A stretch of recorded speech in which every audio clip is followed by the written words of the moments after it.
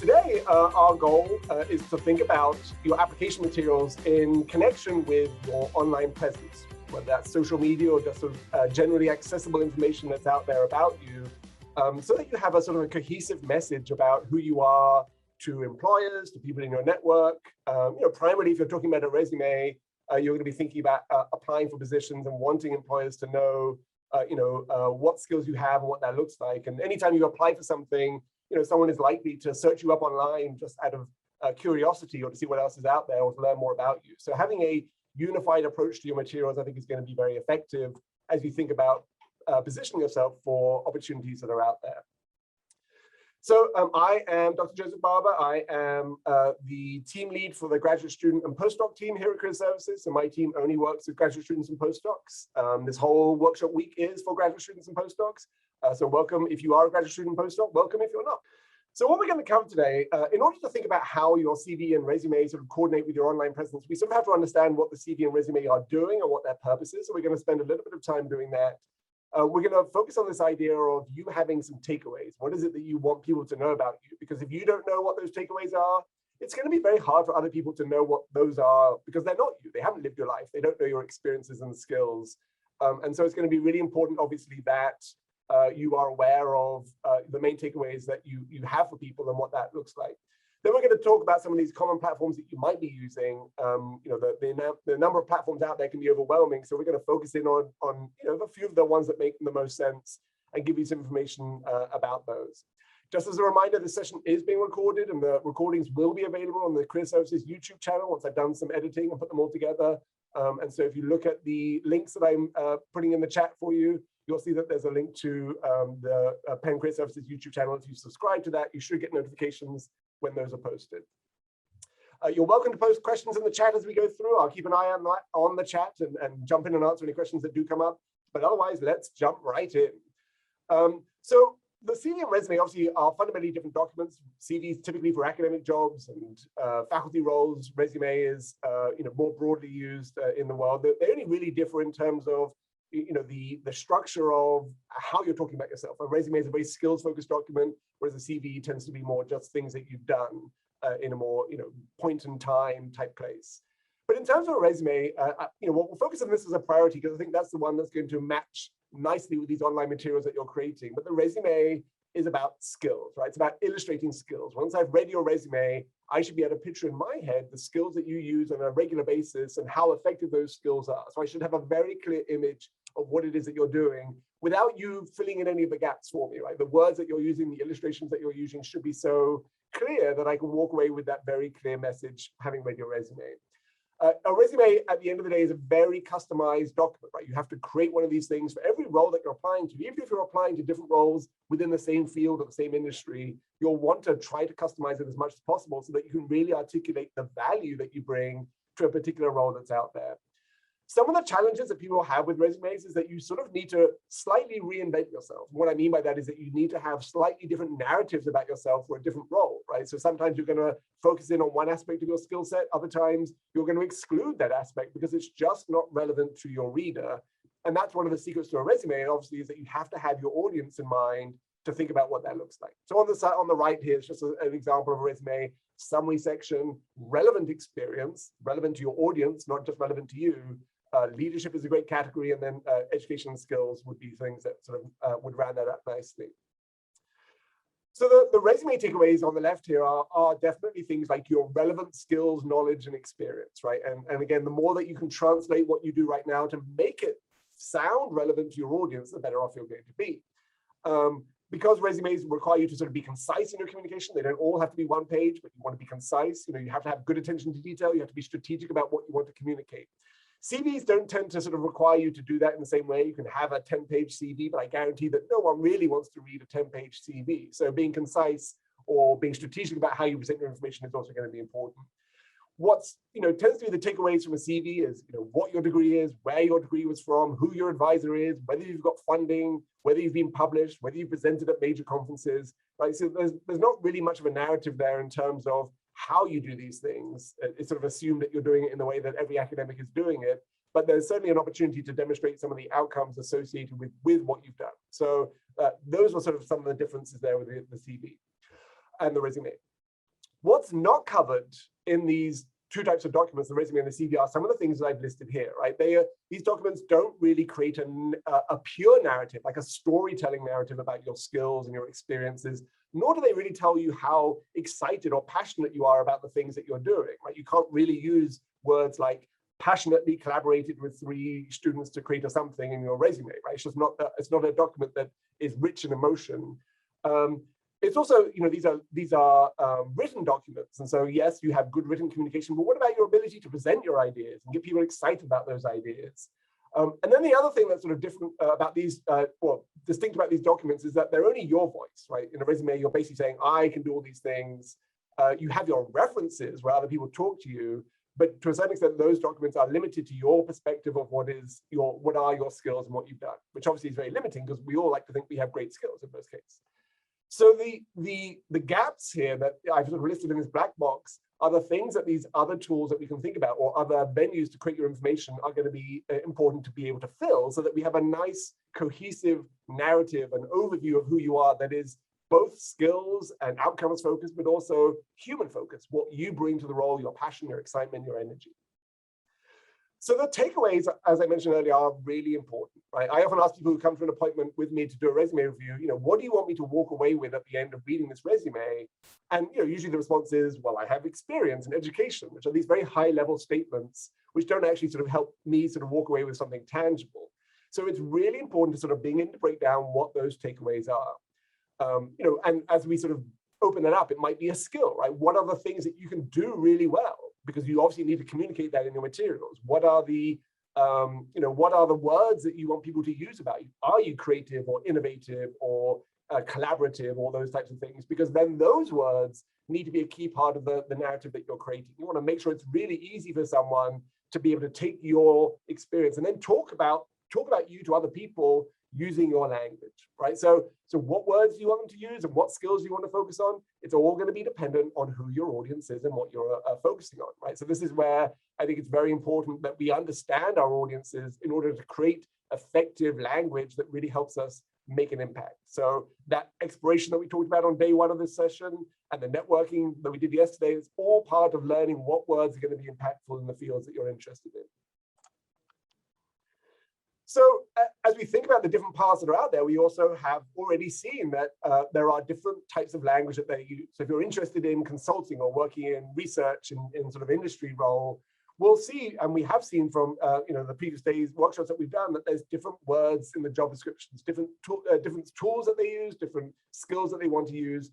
Being aware of those is going to be critical because they need to become part of your narrative if that's what you're interested in. So that was science research, here's consulting, right? Consulting is a very broad term. I use consulting because it's usually not discipline specific. Anyone with any discipline can get in consulting, but the way that they talk about what's going on is very specific to the realm of consulting. So you need to understand and use their language to do that.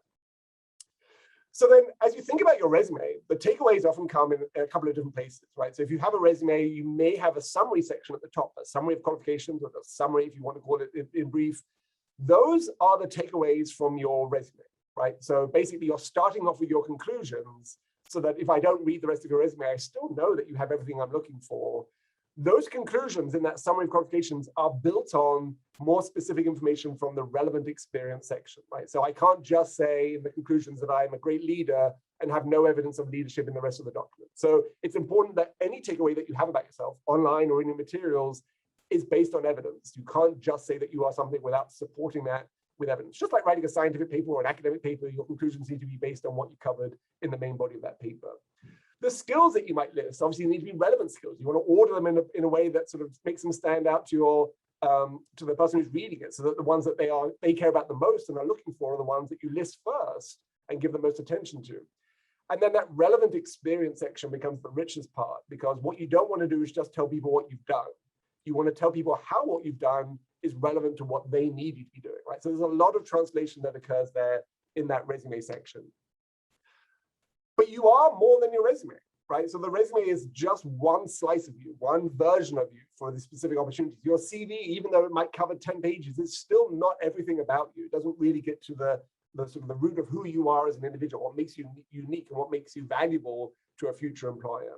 So we have to figure out who you actually are, or you have to figure out who you actually are. And you know most of this already because you've lived your life, but sometimes it's helpful to be to reflect on what that brand that you're creating actually looks like. So this concept of branding sounds very corporate and very commercial, but it's a good idea to have in terms of thinking, what is it that people can say about you when you're not there, right? Have you given them enough information about what it is that you do and how you do it that they can communicate that to someone else? That is a good brand where people can continue talking about you in the way that you want them to talk about you.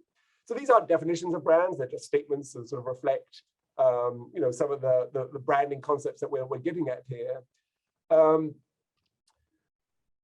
Obviously, when we talk about what people say about you when you're not in the room, in our still semi-virtual setting, you're not in the room a lot. So making sure that you have a strong brand that people can really resonate with, I think is going to be critically important as part of this process.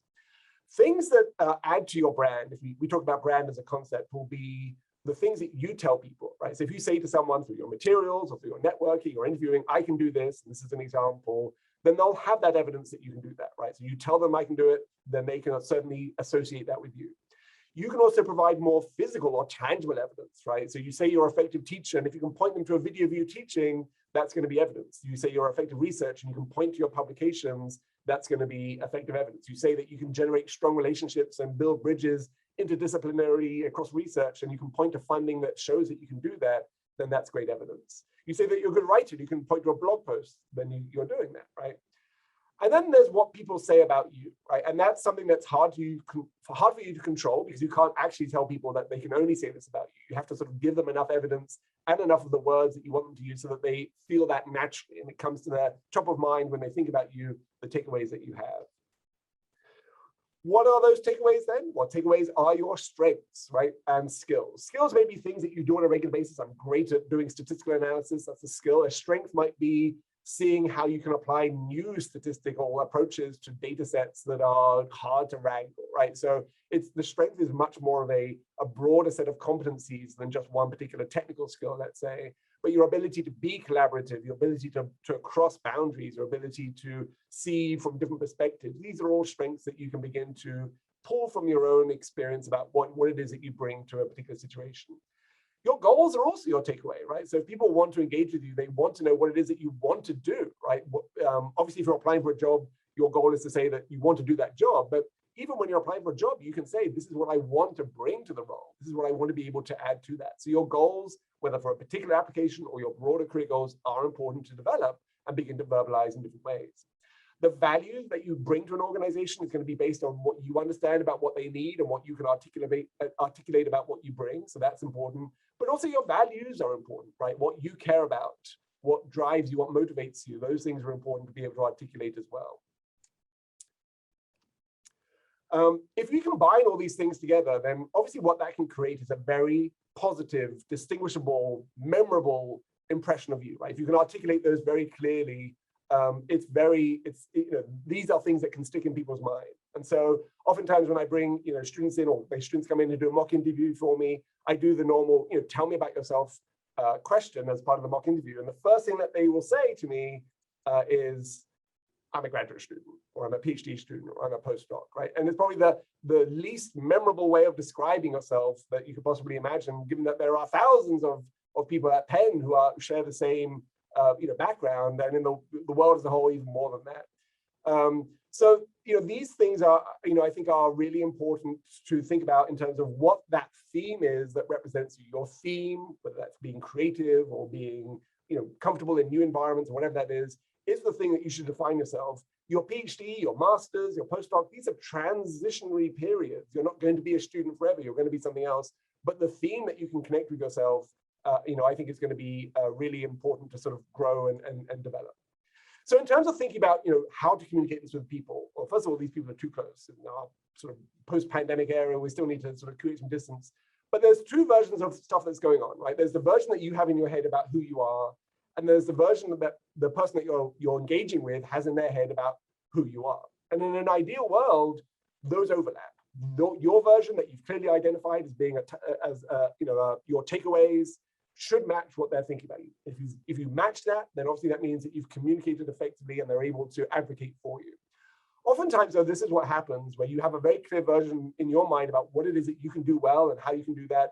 But someone might see you and say, oh, well, you're a PhD, you can't do that. You're not adept at this in a particular environment or whatever it is. They may have a different impression about you based on their experience with people like you in terms of degree levels or disciplines or whatever that is, right? And so your goal here is to make sure that they have enough evidence to sort of believe in your takeaways. And your goal is to believe in those takeaways because you do have those strengths and those skills that are necessary. So believing it first is most important, and I guarantee you do. Communicating it is obviously going to be important there. So let's jump in quickly then to this virtual brand concept. The virtual brand, I think, is there's no one way to define it, and I'm just going to touch on a few areas that I think are most likely to be things that you can do easily.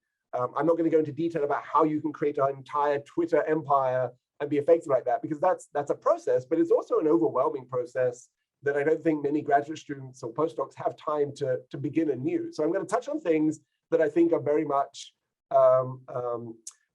easy to take on board. So the first thing I like to do, obviously, when talking about your virtual presence, your online presence, is to sort of Google myself, because I'm very vague in that way. And so as I Google myself, here are some of the things that jump up. Some of the Joseph Barbers in the world have died. Some of them work at career services. I am fortunately the ones that work in career services. So it's great to see that I'm there. The first one here is that my LinkedIn profile coming up. Now, given my name, when I Google myself, obviously I get a lot of hairstyling and haircutting places that pop up. And those aren't me, but they're perfectly good careers if you want those careers. The thing I noticed in Google recently is when I did a search for myself, this panel on the right appeared, Joseph A. Barber with my picture, something about me, and then some books I have written, or one book I wrote, because I only have one book, and other things that I haven't written. And I was very interested in this because that's not my initial either. So it's sort of a horrible sort of amalgam of different Joseph Barbers all brought together by Google, some AI stuff. So, I took a closer look at what that was, and right at the bottom, it said, claim this knowledge panel. And so I clicked on that, and I had to sort of photocopy the name of my driver's license and cover up all the information that I didn't want people to have and send that in and try to claim this panel so that they got me right. Because if people are going to be looking for me and this pops up, I obviously want it to be representative of me to be able to control that, because this is not me. It's partially me. It's not the most accurate version of me. And controlling the narrative, I think, is a key part of this process. Now, I went to look to see if there was an updated version of this, having submitted these materials, and now there's a Joseph Barber landscape architect who's in my panel. So I don't really know how Google works, but I think it's important to think about at least what's out there about you and be able to control some of those aspects. But as you saw, what LinkedIn does for you, and the benefit of LinkedIn, obviously, is it does elevate your profile to the top of sort of lists that come out, right? So in terms of optimizing the search results that come out when people look for you, LinkedIn is one of the top. So it's worth spending a little bit of time thinking about the online presence version that LinkedIn can give you and what that looks like. So this is my profile on LinkedIn, and we can sort of break down a few things that are going to be important. One of the things that obviously is pretty important when you're thinking about your LinkedIn profile is sort of your visual representation. On CVs, on resumes in the US, there's no photos, no visual identification of who you are. There's lots of benefits for this in terms of not having people discriminate against people based on the way they look. But in the sort of the social realm, in terms of these online platforms, being visual, being engaged, I think is a benefit, is a net plus, because you're selling more than just what you look like. You're selling the things that make you valuable. You're selling the skills that you bring and the value that you bring, right? So certainly you don't have to. If you do want to have a visual presence, then some things to bear in mind is making sure that you get your photo to represent the strong professional brand that you have. All the pictures that are on the top row here, they're perfectly fine, but they're all lacking in eye contact with the viewer. Humans are a highly social species. We value eye contact. It's meaningful to us. It makes us feel different ways when we have eye contact versus when we don't. It's, I would say, a really good thing to do to have that eye contact with the person who's looking at your profile. The second line is all of photos that have not great lighting. Lighting is sort of the magic of any online presence, any videos that you're doing, any photos that you're taking. I'm terrible at lighting, so I'm all sort of washed out here. But lighting is sort of really critical to get right in order to make sure that you're coming across in the right way. If you do have a photo on LinkedIn, make sure it's a unique photo to you. If you have to cut out someone's body to make your photo, it's not the right photo for you. If there's a phantom arm on your shoulder, it's kind of creepy, so don't do that. Make sure that the photo is relevant to you. And then if you do have a photo, make sure it's your whole photo and you're not missing important parts of your head as you're presenting that, right? So what is a good photo? These are good photos, right? They're engaging, there's good eye contact, people are expressing positive emotional states, there's a nice background, there's a nice green background. I think green is a very calming color. It's a very great to sort of be outside and do that in the springtime or whatever that looks like. But you can do this any way you like. But these are examples of creating a brand that resonates with your identity that you're creating in your application materials. You don't have to be boring, right? My PhD is in animal behavior. I studied chickens. I was interested to know if you could be professional with a chicken. I would say no. And then I found these pictures of people with chickens that look perfectly professional if that's what you want to do, right? So I would create a chicken picture if you do not have a chicken background, or you don't want roles and chickens. But the idea is you can sort of move and create your own identity even in a networking platform like LinkedIn, a professional platform like LinkedIn. The name is also critical here, right? So your name is going to be on your resume, your CV, but for some people, it's going to be hard to pronounce your name. I'm not great at pronouncing names that I'm not familiar with. And it's great if I can ask people how to pronounce it first before I sort of get it totally wrong. What's great about LinkedIn is that you can record your name. Last time I checked, you can only do this on the mobile. You can only record it on the mobile app, but it will be on their desktop once you record it.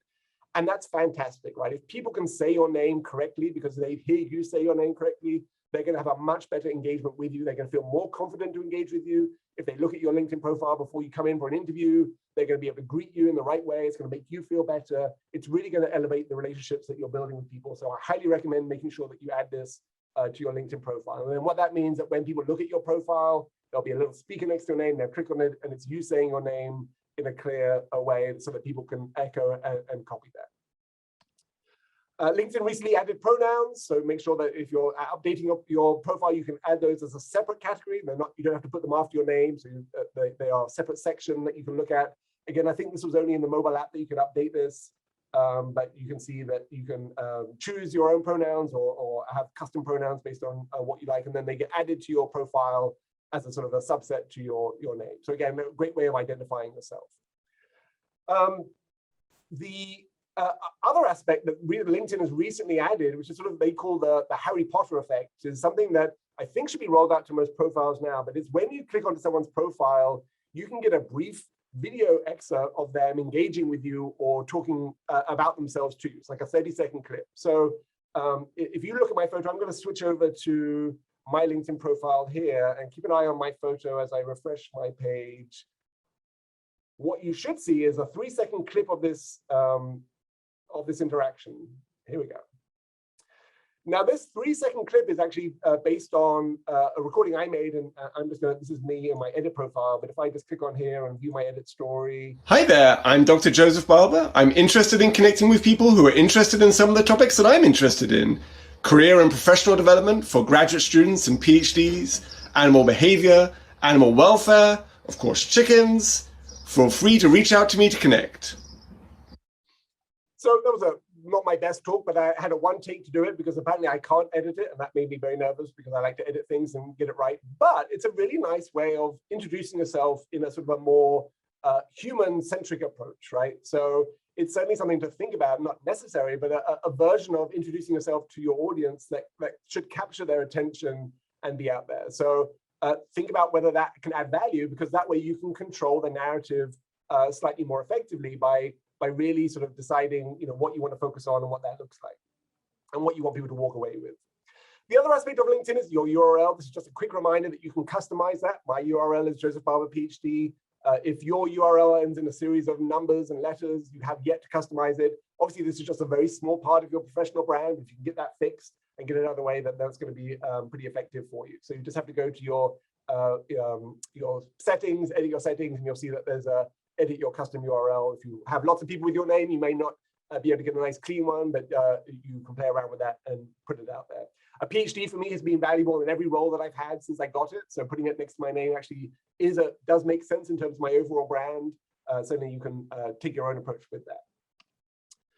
And then there's the sort of the headline, the tagline that comes underneath it, right? This is very important because the summary section in a resume is sort of 4 or 5 bullet points. This is sort of a 2-line version of that summary. So you have to condense everything that you're trying to get across in your application materials to a sort of a very clean set of takeaways that you can leverage.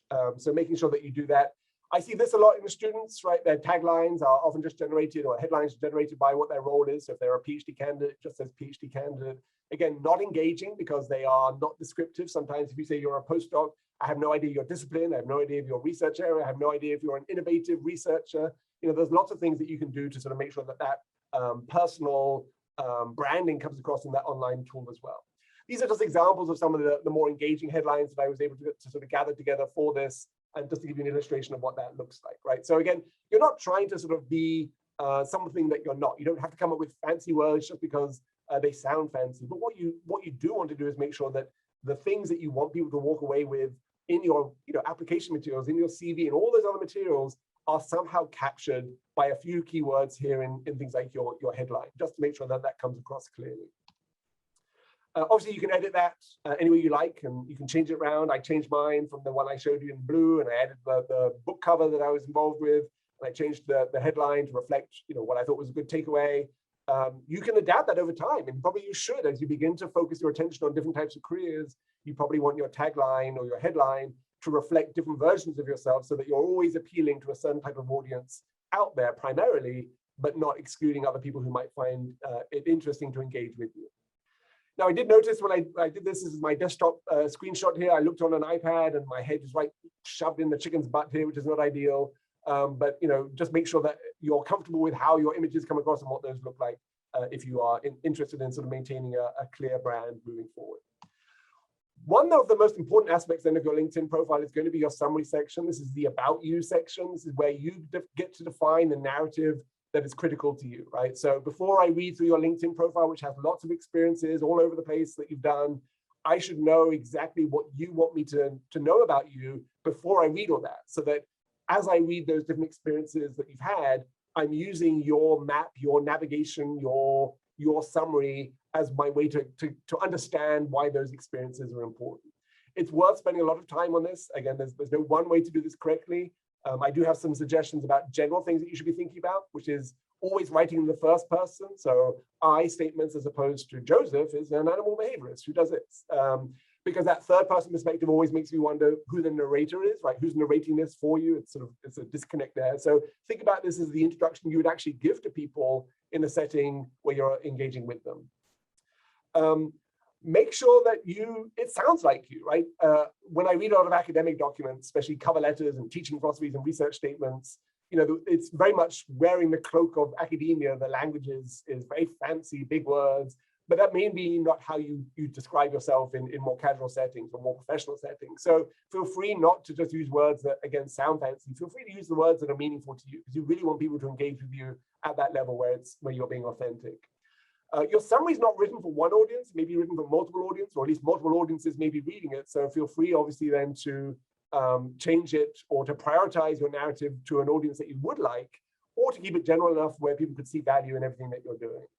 And then obviously make sure that the things that you're touching on in the summary do relate to the rest of the profile, do relate to the things that you say in your resume and CV. If I read application materials and I go to your LinkedIn profile and I see no evidence of the things on your LinkedIn profile that I saw in your resume, that's going to create a slight disconnect. If I see totally different things, that you're applying for a job in marketing, but your LinkedIn profile is all about your academic research, then that might create a disconnect too, right? So you want to make sure there's alignment in terms of the skills and knowledge and things that you're doing, so that there's never an area where someone feels like, well, wait a minute, is this the same person?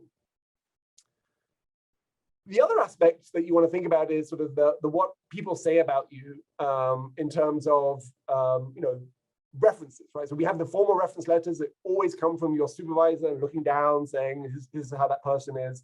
LinkedIn has a great opportunity to get sort of mini references from people that can be above you, your peers, below you, a total 360 perspective of what that looks like. And so let me illustrate the power of that. So Marion Wood here is actually the founder of Beyond the Professoriate, which is the organization that created the Aurora platform that I've been talking about this week, that platform for PhDs. And again, this is probably a good time just to throw in those links again for the things that I'm covering here. So this is Marion's headline and the summary statement. And I've sort of pulled out from it a couple of words that I think are sort of important, right? That she would want to be communicating. Strategic thinker, problem solver, she's passionate, and likes to empower people, and so on and so on. Now, if I scroll down Marion's profile, what I can find is these recommendation sections. Now, I can offer Marion a recommendation because we're first degree connections. Marion could reach out to me and request a recommendation for me, which actually she did fairly recently. But these are the recommendations that people have written. You can see that there are 12 received and 5 given. The fact that she has 12 is great. It suggests that people are really happy to sort of share their insight about that. Now, if I extract from those recommendations or those recommendations some of the keywords, in terms of summarizing, you can see those same concepts that Marion talked about in her summary illustrated in those recommendations, right? So people were empowered. They found their advice down to earth. They appreciated Marion's passion. They thought she was funny, right? All of those words were things that came from that summary section and even the headline. So if you can take what people say about you and integrate that into your narrative, it's going to make a very strong narrative, because it's not just you saying it now, it's what other people are also agreeing on. So that's another benefit of these sort of platforms moving forward in terms of being able to get other people's voices connected with you. Media is another aspect, right? So what resumes and cover letters don't do, they don't allow you to sort of have and illustrate things that are beyond the application materials, blog posts, videos, articles, data, whatever that looks like. And so it's really important to make sure that you do integrate some of these things if you have them. Blog posts that you are writing, for example, about your research that are relevant to roles that you're going into, that can be great. Blog posts that are about you personally, that can illustrate your ability to communicate, your ability to cross, to get people excited or interested or engaged in the topic, can also be valuable. You sort of have to figure out from your own perspective how much of your personal perspectives you want to share in your professional world, because sometimes there's a great overlap. It kind of depends on the role that you're going into. Sometimes it may not be worth crossing that boundary if you don't want people to know certain aspects about you. But I think if you were going into a writing role, then illustrating things that demonstrate your ability to write to different audiences is great. I worked with a postdoc who did a blog about going down through Philadelphia and eating at different restaurants. They went with their friend and they ate all these restaurants, and they did a blog that just sort of wrote reviews in all the restaurants that they went to. They applied to a role in medical writing and science writing, and they said, we had a discussion about adding the blog to the resume and how I thought that was important, and they obviously agreed. And one of the first questions they were asked in the interview from the partners of the firm that they applied to was about the blog, right? The blog was not about a science, the blog was about eating food in Philadelphia. And so there's value there in that thing, but it was valuable because of the nature of the role that she was applying to in that context. I obviously have blog posts, but my blog posts are professionally focused. They're about career advice for PhDs. But I have my chicken book, which is meaningful to me, and I want people to know that I have the book because it's got chickens in, and who doesn't like chickens? So those are sort of elements that you can add to it that are going to be important. Handshake also has a summary section that doesn't have to be too different from your LinkedIn one. You don't have to write a totally different one. But if you go to Handshake and click on the My Profile section, then you'll see that here it's my journey. There's an opportunity for you to sort of add in some of that information that we just talked about and sort of make sure, again, that your Handshake and your LinkedIn are similar. They can pretty much be the same to some extent, just to make sure that there's a coherent narrative there. But again, another opportunity, because employers can see that, right? You can make your Handshake profile private, but you can also make it public. So you can see here, your profile is visible to employers, students, and alumni across Handshake. And so that's an opportunity for people to reach out to you if they can find keywords in this, in this summary section or in the way that you describe yourself that resonate with them. Employers can see this if they have access to the Handshake platform. If you are going to one of our virtual career fairs and you decide to sit down with a one-on-one with an employer, it's the thing that pops up on their screen just before they jump into the meeting with you. And so we can give them a great overview of what it is that you're interested in and what it is that you do, right? So I think it's always valuable to use every platform to describe the things that you do well, to get people excited about you. So I would always encourage you to sort of make sure that these things are filled out to the greatest degree. Let's think about personal websites now, because oftentimes I do see these things on people's resumes, and I think it's great to have a way to generate information about you beyond your LinkedIn, which is very structured in a certain way, beyond your resume, which is very structured in your CV. The personal website can be something that you can take control of and make your own, and make sure that it really supports the brand that you're giving across. I think many departments of Penn give you access to a page. That's not really a personal website because you're very limited in what it looks like. So This is Carlos. I just found his profile on the sociology department, right? It's got his picture and his email, education, research interests, courses taught. So it's very similar to sort of a, an academic style CV to a certain extent. But again, even though, there's a section up here, his research seeks to explore, it's, it's third person, it's not engaging, there's limited media here to get people excited.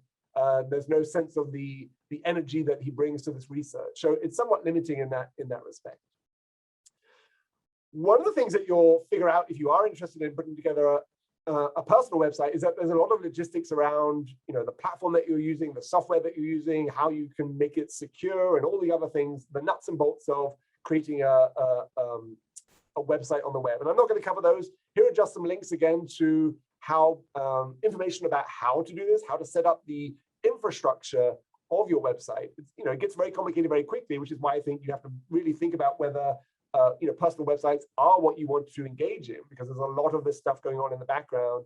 All of these links, obviously, you can't get access to here, but they are in the links that I put in the chat. So if you go to the links document in the Box folder, you'll see all of these links. You can take a look at those in your own time. 9 great personal academic website examples. I'm going to jump over to this one because they provided some examples of what that actually looks like, right? So this is a postdoc at Yale. And there's probably nothing specific about this website that is more than what you might get in a LinkedIn profile or the CV to a certain extent. And on the top, you can see research and publications and teaching and outreach. And yet there's always an opportunity to add value to each of those sections: videos, resources, articles that people can read and don't have to sort of just look up. There's so many things that you can do to enrich that. Even just the image, I think, is striking to get people sort of excited about the research that might be done out there. So there's a lot of value in doing that where it makes sense. And the about me is where you capture people. I'm a postdoc, right? It's first person. It's sort of available for people to sort of begin to engage with you. This is a great one too.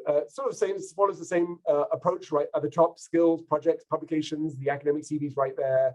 What's really great about this site is we scroll down this page. Well, first of all, there's social media aspects here, right? So we're gonna do a little bit of a transition to social media in a second, but I have a way now to connect with this person beyond just the written world, the standard, documents, websites, CVs, and see them engaging the world on social media, which has its own downfalls and pitfalls, but can be a great way of generating connections with people in the broader world. Under the project section of this, website, one of the really exciting parts is obviously the data behind the projects, right? So all of this coding information. If I click on this, it takes me to the GitHub page, where I can see all these things that personally I don't understand and are not valuable to me from my perspective, but can be super valuable to people who want to see the type of work that you're doing and the research that what that looks like, the foundations to all your research that are out there. So obviously, the more that you can share to get people excited and see the diversity of research that you're doing and what that looks like, the better off you'll be at really helping people see the value of this work. So the multimedia aspect is going to be really helpful to really engage with people so that they don't just sort of read a short paragraph and go, oh, okay, I know who this person is. Anna here is another good example. And as we'll see here, what's helpful here is, first of all, I'm passionate about, right? So you can use this language in your own website where universities don't control what you say about yourself. You can begin to build that energy. That's so helpful to add to value to your CV and resume. But also here on the right-hand side, right, we have a running Twitter feed of posts that Anna's made. There's a whole blog area here where there are sort of blog posts related to the work that she's doing together with the tweets that are going out there.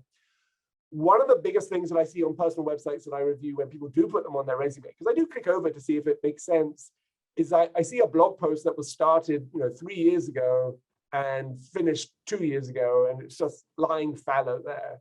And although it gives me an insight into that person 2 years ago, it doesn't really say anything about that person in the present time. And so the challenge of anything like social media or online presence is you have to keep it fresh to keep it meaningful. If the blog ends 2 years ago, it's not a great takeaway for the reader, because it sort of says that you were engaged in something, but you're not now. Now, you're busy, you're doing a research, and it makes sense, but it's it's worth not starting something if you can't sort of continually add to it. It's also worth not getting overly invested in something and feel like you have to do these things, right? You have to find the middle ground where you're saying, I am communicating outwardly, but I'm not overwhelming myself. You do need time to step away from social media and the online presence. You do need time to focus on the things that are important beyond the work and research that you're doing. So this is Anna's Twitter page profile. Lots of people following, people learning about the things that she's doing, some great photos to make things come to life, videos, everything that you think just makes and adds value to that sort of narrative that she's creating. Twitter is often used by academics in a good way to share discussions in conferences, and in a terrible way because academics like to argue with people and not be very nice people sometimes. So I caution to sort of jump into Twitter if you're not comfortable in it, but there's value to doing it if you can navigate your own path through it. And these are just, again, links that I've shared with you to sort of think about how to create that sort of Twitter version of your branding, your materials, the skills, the strengths that you bring. Do it in small parts to a degree that you're comfortable with, and you'll be in a good sort of situation. So if we sort of summarize some of the best practices, then don't try to do everything, commit to a small number. If you have a one LinkedIn profile and that's it, make the most of that, right? Make it a rich experience for people doing that. Add some media to that, add some articles that people can read, make it meaningful, write a great summary. That's a really great strategy. If you want to add in more, then you certainly can. Think about your primary audience from a career perspective and the people that you'd love to hire you in the future, be those academic search committees or people in consulting or writing or publishing or nonprofits or whatever that is. Think about that primary audience and make sure that there's enough in your materials to attract their attention and hold their attention without diluting or confusing their perspective about who you are and what you're doing. Try to add value to the materials that you do have, your resume and your CV, by using energizing language. This was really exciting. My most exciting project. I'm really satisfied with my work. My things that are emotionally resonant are helpful because you just can't include those in the CV and resume. You can include those in the cover letter. We'll talk about that in the next session. And then don't be afraid to change over time. You change over time. If you're a PhD student or a postdoc, what you were when you first came here and what you are now is subtly different in terms of your goals and your strengths and your skills. You've learned new things. You are a different version of yourself. So feel free to sort of keep evolving as you are creating these narratives. But at the heart of it, remember that there's a core set of skills and competencies that you always bring with you, right? So from my perspective, I always feel like my creativity adds value to whatever it is I'm doing. No matter what it is I'm doing, that creative component is core to what I want to be doing. I want to be in an environment where I can do that, and is core to the value that I bring. Identifying your core competencies and your core skill sets and making sure that they're part of your takeaways are going to be really important. So I've shared these types of questions in many of the sessions already this week, and I'm going to echo that because it's a really good exercise to help you think about what your core competencies are and what those look like. Do this for yourself, do this with someone else, help them see their core competencies by helping them, by telling them what you see is valuable about them. So helpful to make sure that you're seeing the skill sets and value that you bring to a particular role. And if you can boil it down to 3 takeaways, that's a totally arbitrary number, and say, I always want people to know X about me when I'm meeting them, it's really going to help you then create a sort of a sense of branding that's going to be helpful, so that you're always making sure that people walk away with imagery that you need them to have. If they have clear imagery in their head about you, they can communicate that to someone else. They can communicate that to the hiring manager. They can communicate that to a recruiter, right? So this is why it's so critical